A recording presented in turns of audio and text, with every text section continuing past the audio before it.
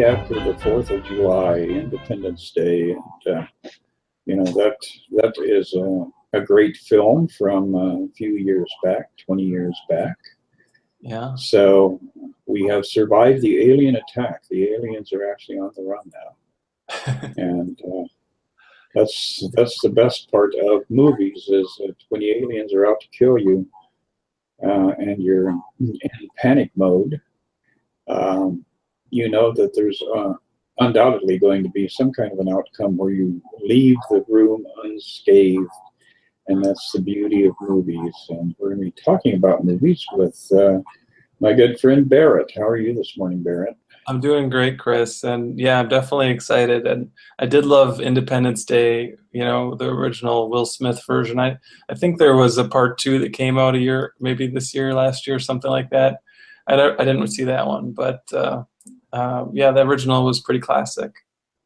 Yeah, well, actually, both of them are good. I like the redo with all of the kids of the prime players.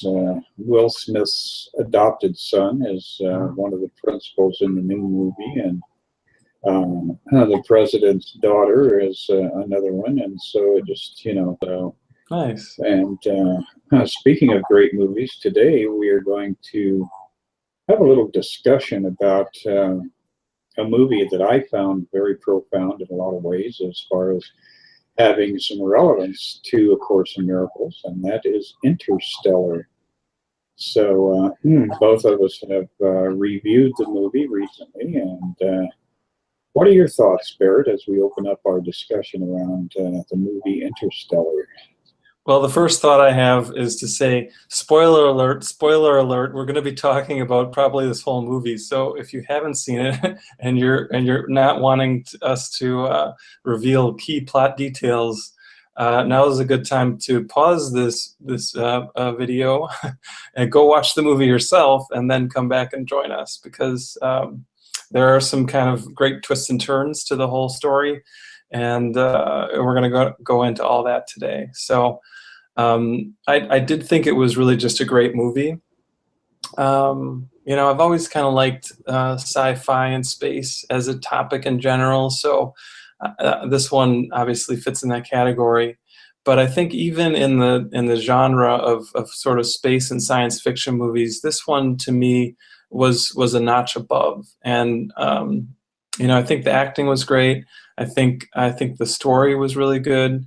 And I think the story itself is kind of the reason we're here. There are some sort of mind-bending concepts, and I think one of the things that stood out to me is kind of working with time and space in a more, I guess you could almost say, sort of like relativity, and how time gets distorted when you're traveling at high speeds, or you're traveling near matters of great mass, like a black hole that they travel next to.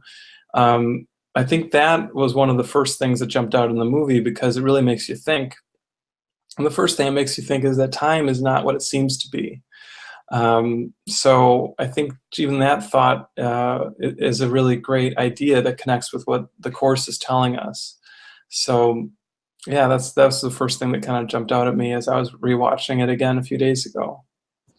Yeah, it is definitely a movie that causes you to think about dimensionality, about where you're at and what you're doing. And it also has some profound insights around the idea of reinventing the future as a result of altering the past. And in this movie, we see the past being altered by a lot of ideas that are a foundation within the Course in Miracles, the primary one being forgiveness and love. And that starts with the self. So the role that Matthew McConaughey plays, he has to do some serious emotional transformation during the course of the film, and it's fascinating to watch. But it starts us off with a planet that is so corrupt environmentally that even though people imagine that they're going to reclaim it, ultimately it is going to have to be abandoned. And that is very much typical of any of the movies that come along that we notice with parallel themes with A Course in Miracles, is realizing that when we're here in the space-time continuum, when we're here on this planet Earth floating through the universe or universes that we inhabit, we're really not home. And at some point we are going to be abandoning this beautiful Earth for an even more beautiful, unimaginably beautiful place where we ultimately will always dwell. So we start off watching, all these different indicators of how the Earth is winding down. The corn is going, the soybeans are drying up and dead, and harvesting any kind of food is becoming more and more impossible. And that's the panic mode that we seem to be in most of the time. We've got GMOs, we've got this, we've got that. All of these things that are killing us, all of these outside forces that are forcing us, to humble ourselves down and be victims of nature and victims of creation, and would God create something that could become so challenging for us? Would God plop us down in a place where we were so unwelcomed that we had to think about building a platform in space in order to get the hell out of here? We think that this world is our home, but it's not really our home. It seems to be, but that's just a false experience. And there's a section in the Course that really speaks to this this idea that you're sharing. I'm just going to read here because it's so fitting. It says, "This world you seem to live in is not home to you, and somewhere in your mind you know that this is true. A memory of home keeps haunting you, as if there were a place that called you to return, although you do not recognize the voice, nor what it is the voice reminds you of. Yet still you feel an alien here, from somewhere all unknown. Nothing so definite that you could say with certainty you are an exile here, just a persistent feeling, sometimes not more than a tiny throb, at other times hardly remembered, actively dismissed, but surely to return to mind again." So this is Jesus telling us that, again, this is not our home. And I think that the symbol that you're sharing here of the characters leaving this planet is a beautiful symbol of this deeper shift that we're all making, to realize that this place is not our home either. And as you said, that our true home is heaven. It's this state of eternal love and joy and boundless bliss that we can't even really conceive of here, but that is ultimately more familiar to us than this world of time and space. Absolutely. Then as the plot starts to progress, we encounter this interesting idea of an aberration in the home life. The daughter that Matthew McConaughey has is distracted randomly by what appears to be poltergeist effects going on in her bedroom. And of course, becomes one of the central events in the movie, in that the poltergeist is actually a rumbling from the far future. And so as we observe her being mystified by these events in her bedroom, we also have a sense that there are forces and circumstances beyond the realm of perception that are altering the conditions, the circumstances of her life.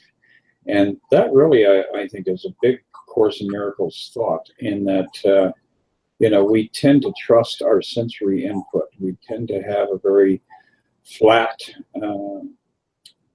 or three-dimensional view of reality. If you can taste it, touch it, see it, hear it, and smell it, it absolutely must be real. And then there are these events, these circumstances that we encounter in life where things that alter that, things that are beyond that, intervene, intersect with our lives. So that was something that caught my attention early on in the movie and kind of enchanted me in a way, is that having this altered reality kind of event showing up in the movie as a teaser as to where they were headed with the plot. Yeah, yeah. And I really love that too, because, their family in general is kind of very scientific and logical, and the father is too, Matthew McConaughey's character. So at first he's a little dismissive of her experiences, but then, the grandfather, played pretty well, I thought, by John Lithgow, sort of nudges him to respond a little more kindly to her. And he basically says, well, let's examine this in a scientific way, and let's think about it. Let's observe it. Let's use these scientific principles, but be open-minded. And I thought that was really pretty interesting too, and a beautiful way to twist that seemingly, rational mind, doesn't have to dismiss those sorts of experiences. It can actually be open to them and curious about them and explore them. And I think that experience probably is familiar to a lot of people on a spiritual path, that we've taken these sort of logical abilities that we have, and we've began to channel them into questioning, like, what the world is, and questioning the greater nature of what experience is, and what time and space is. So I thought that was pretty beautiful. Yes, it definitely was something that causes, that element of the unknown to come up and create an enchantment for us. So we're looped into a couple of different themes here. Number one, we've got a dying planet that we're trying to figure out what the hell we're going to do with. And number two, we've got altered reality phenomenon going on around us that is starting to give us a signal that something deeper is going to be going on in the midst of the adventure. And then all of a sudden, they're out rambling around in a truck, and a drone flies overhead. And the drone is kind of the catalyst for the big shift that's coming up. Cooper, who is Matthew McConaughey, is a farmer, and but in his earlier life, he was an astronaut before the space program had been dumped, and before there was this complete disgust that had arisen in the mind of human consciousness about the idea of going out into space. All of a sudden, humanity had decided to get down on their hands and knees and take care of things here on the planet. And so his young daughter, the one who has the poltergeist going in the bedroom, Merv, she's very, what's the word for it? She's very elastic in the way that she approaches life. She is a thinker. And so when they go chasing this drone, they track it down, and Matthew McConaughey is able to rescue some parts out of it. But nonetheless, the ultimate process that is initiated here is a secret government installation is about to be revealed. And within that, McConaughey's skills and abilities as a astronaut and pilot and cosmic traveler are about to be tapped into. So it gets real interesting about 10 minutes into the movie when all of these things come together and you start to see a real cosmic thread starting to reveal itself. Yeah, it is a good setting in the beginning because, obviously going into a movie called Interstellar, you know they're going to be in outer space. So the beginning of it, this guy in the future who is a farmer, it's a little like, okay, well, what's going on here? But yeah, the threads do start to pick up together and really, basically he gets this communication that he deciphers this code, and it leads him to where the space program is still operating but in secret. And so it's sort of like a question, well, like how did he get this information? And they ask him that, and he doesn't even have a really good answer. He decodes this random message that sort of appeared in the bedroom of his daughter, and it's like, well, okay, well, we'll just kind of move on and figure out what might be happening. So yeah, I think that there's a lot of this sort of like getting messages from beyond, and to me, that's also a beautiful sort of symbol of the connection we have with the Holy Spirit. And I think I'm just going to go ahead and reveal another part of the plot point, which is, that in the end, Matthew McConaughey is the one that is communicating with his daughter and himself earlier in the movie. And this communication is beautiful because it's a reflection of like how the Holy Spirit works with us. We get messages. Sometimes we're a little uncertain about what they mean, but once we see what they are, then they can lead us towards really what we're supposed to do.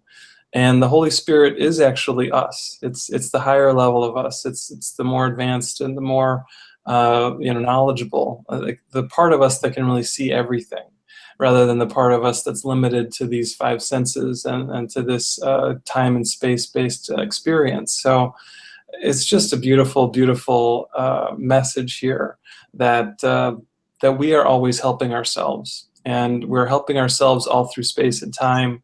And this is really shown in this movie, and again, a really well done and beautiful way. Yes, it does have some some brilliant points that come across very clearly as being that subtle inspiration that A Course in Miracles thinking seems to influence a lot of products coming out of Hollywood. You can find, literally thousands of movies that all have these fundamental principles. But as we're moving forward then with the plot, we're once we get into this underground facility, this hidden facility, Cooper meets Michael Caine, who shows up as Professor Brand. And Professor Brand has the ultimate salvation concept, I guess you could call it. He is going to rescue us all by finding another world where we can colonize and transport ourselves to. And it's interesting to watch how the plot starts to move in that direction of trying to convince you that Professor Brand's vision is going to work out in a way that everybody on Earth is going to be magically transported to some planet revolving around a star in some, recess in an obscure corner of the universe.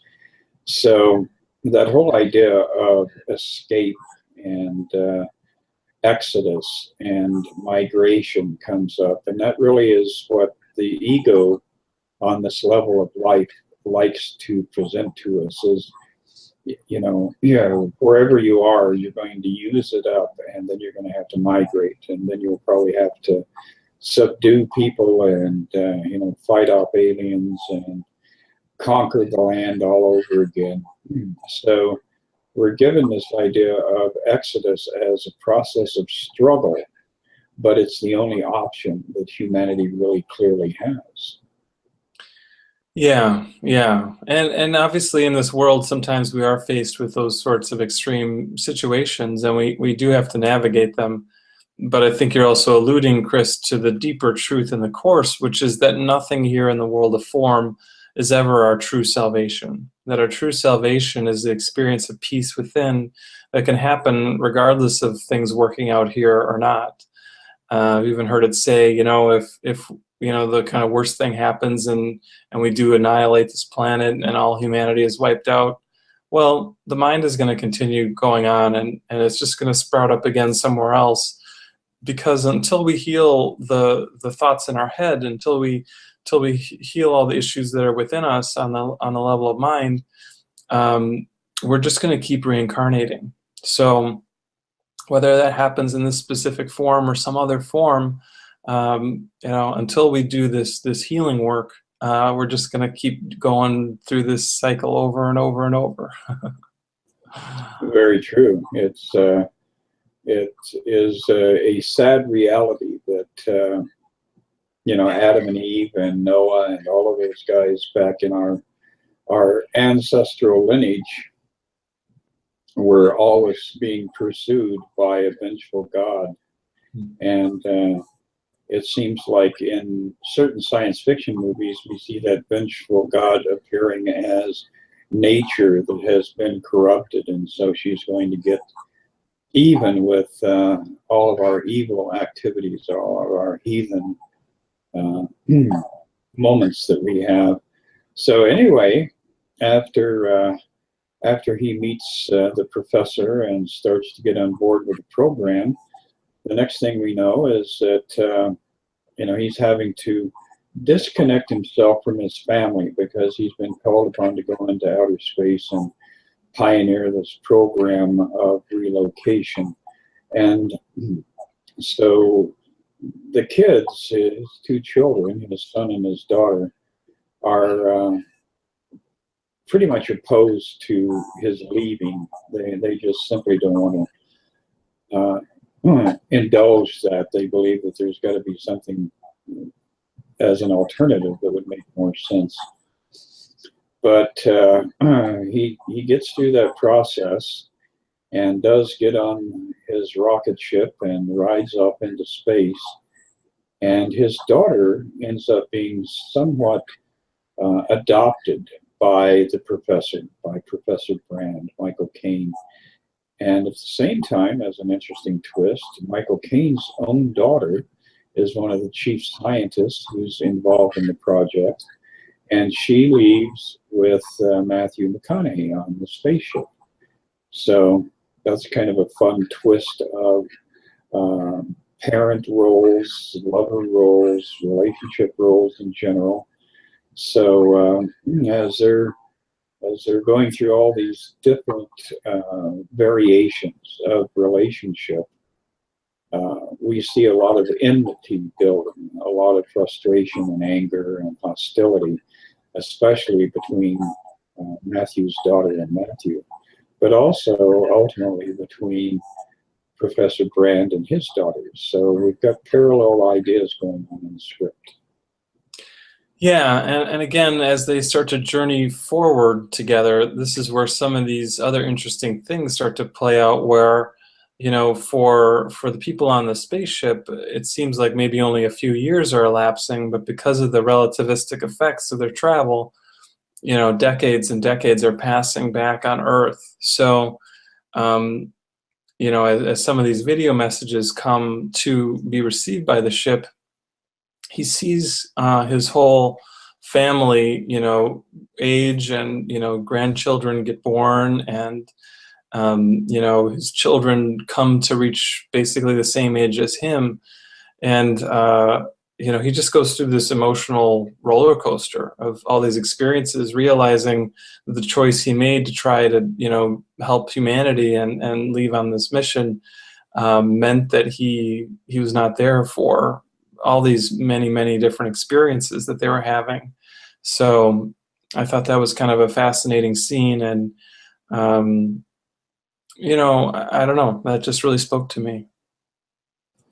Yeah, I think it does have a profound effect because, every time we leave a place, every time we leave a relationship, every time we have to move on with our life, and there are untold stories that we're completely oblivious to.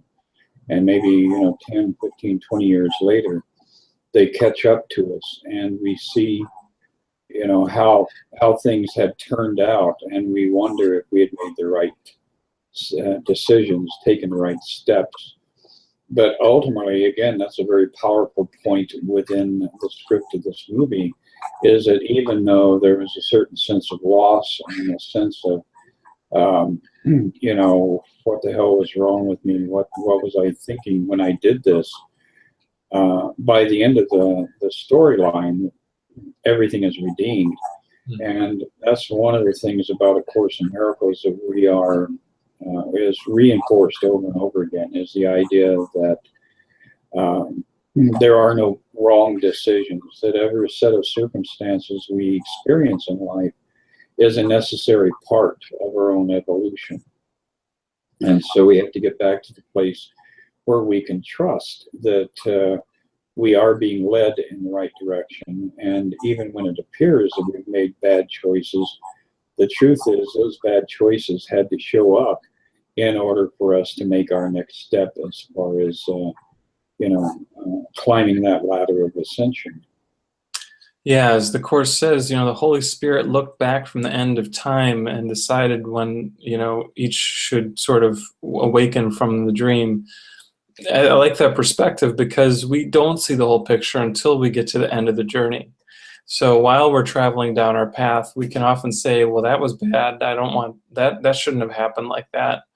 But as you just said, Chris, it's like those things maybe were the perfect things to happen for you to have the experiences that you needed so that you could do your healing process. You could do your forgiveness work and actually come to awaken to your truth. So it just really reminds me of the workbook lesson. I do not perceive my own best interests. And it's a hard lesson to learn, but I think, yeah, we even kind of go on that journey through this movie of you know, not knowing at times from the perspective of the central character whether he'd really made a good decision. It seems like at this point in the movie that we're talking about, it didn't look so great. You know, it looked like he'd just kind of missed out on all of his family's lives. But again, there's more that had yet to come, and as you said, that leads to that experience of redemption and the fact that it really does all fit together, even if we don't see that at any specific point along the way. Yes, and then as the movie continues to unfold, we have the great betrayal, where it is revealed that Professor Brand did not have a plan that was workable, a plan that was achievable, that he had come up with a bunch of theories that sounded really good, but in truth were only something that would get you halfway to the goal that you were trying to achieve. And ultimately, you know, the success of, you know, the plan was to get this colony into outer space as a step in moving out into a greater dimension, a greater depth of space, and finally relocation of humanity. But none of the mathematics worked out. None of the physics worked out. The interdimensional concepts that the professor had were doomed from the very beginning, and he knew that, and he withheld that information.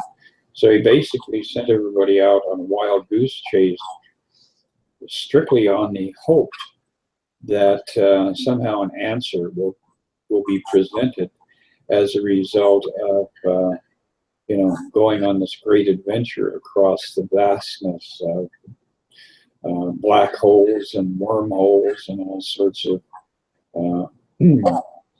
multi-dimensional experiences. So this is where the plot really starts to amp up and get very exciting, because then all of these threads come together in one big knot, and you start to see where the outcome is going to have to be literally something very miraculous in order to salvage this whole storyline.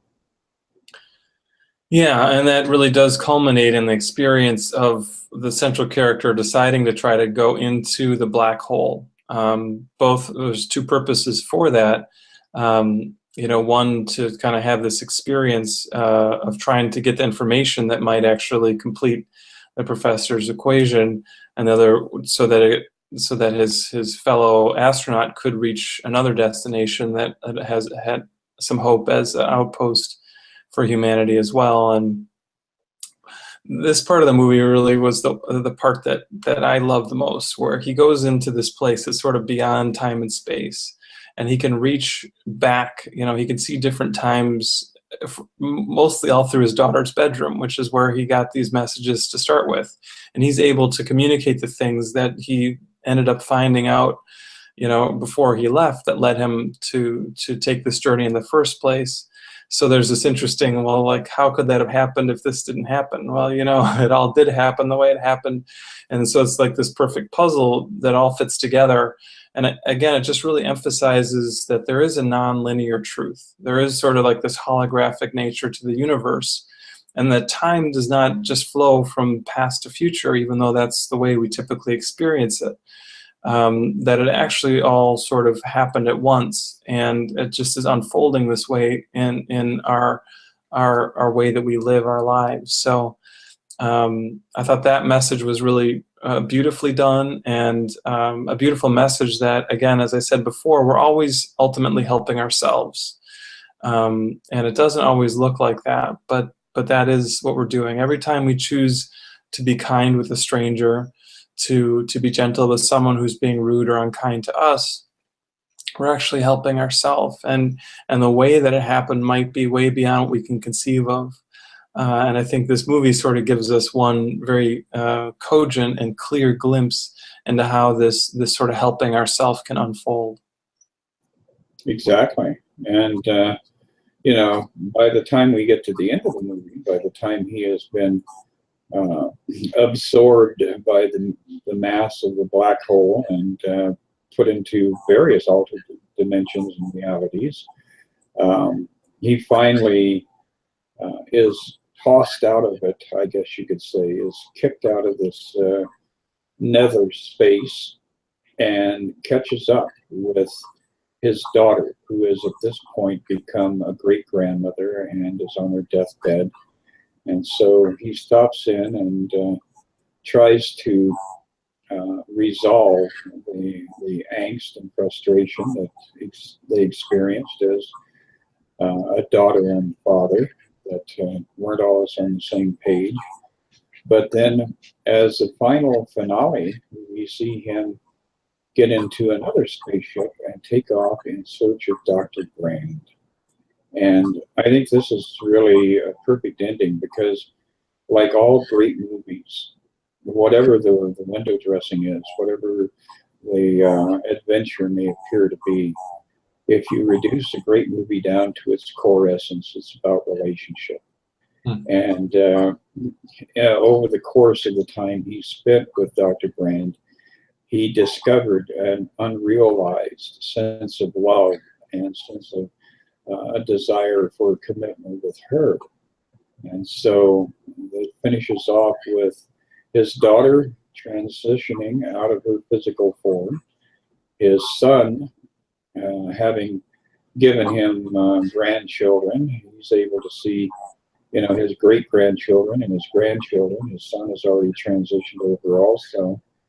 But as a final gift, I guess you could say, the relationship between him and Dr. Brand becomes the unspoken outcome of the movie itself.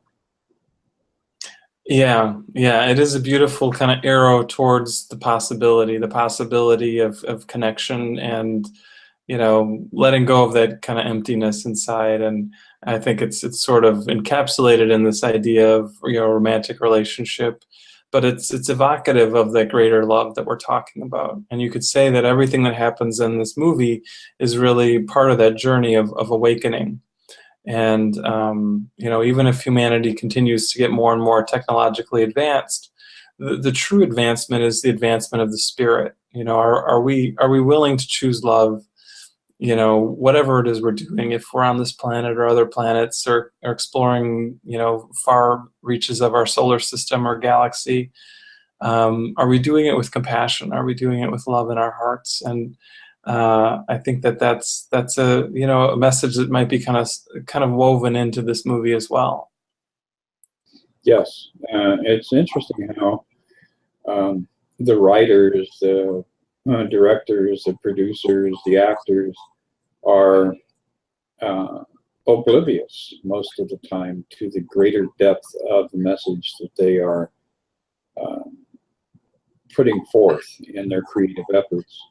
And I think that, again, is a good reinforcement of how the Holy Spirit, the presence of the Christ consciousness, is unstoppable. The presence of God is something that cannot be snapped out like a light switch turning off the light. It creeps under the closed door. It works its way through the window ledge, and it filters into every aspect of our living. And most of us don't realize that we are unconsciously the vehicle whereby spirit is expressing itself, is reminding us that we are part of God and that God is expressed through us. So we should grab that idea and rejoice in it. It's true. It's true. I sometimes have this image come to me of letting myself be the paintbrush in God's hand. And, I think it kind of fits right with what you're talking about these artistic creations that come through, and they have these deep and profound messages. And the truth is that depth is within all of us. And whether people are consciously working on their spiritual path or not, these messages are available to us all.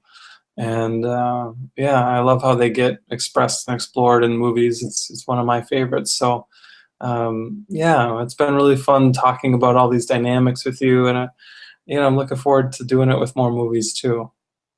Absolutely, and we want to invite the viewers. This is our first edition of this thread of videos, and so give us a critique. Tell us what you liked, and tell us when we were just babbling mindlessly. And maybe the whole time.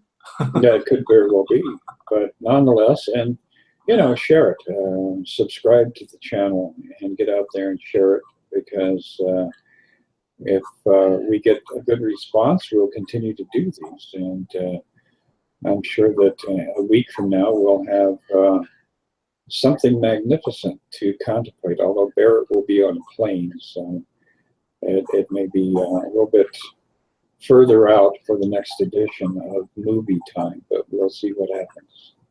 That's true. Yeah, I'm heading to Utah for a Course of Miracles event called Celebrating Inner Peace.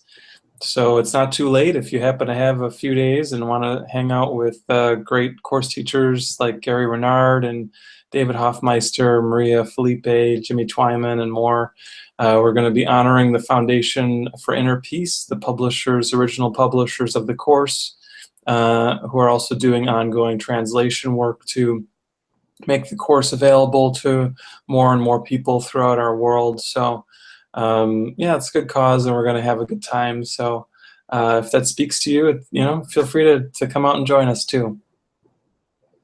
Great. Well, I'll see you I'll see you tomorrow, because we'll be doing our next edition of the Miracle Within. But beyond that, have a safe trip, and knock everybody's socks off out there. All right. Well, I like to wear sandals this time of year, so I can do all that sockless. So very good. That's good. We'll see you in 1 week. All right. Sounds good. See you later, Chris. Take care. Bye. Bye.